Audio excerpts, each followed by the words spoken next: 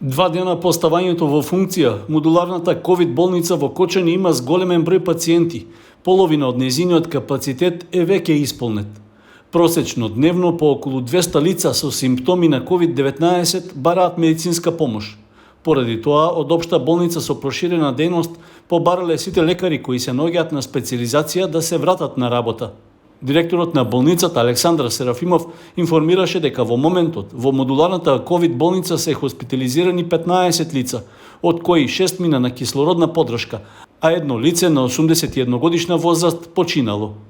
Поголем број од лекарите специализанти позитивно одговориле на повикот да помогнат во оваа ситуација кога има наплив на пациенти, така што сите згрижени во болницата ја добиваат неопходната медицинска помош.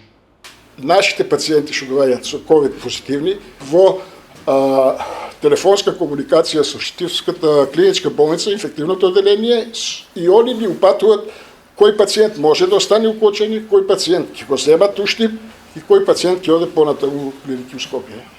Серафимов додаде дека болничките одделенија на кои претходно беа сместени пациентите сега се ослободени, така што ќе можат да се користат за нивната приоритетна намена, со што се покажало дека изградбата на новиот објект е сосема оправдана.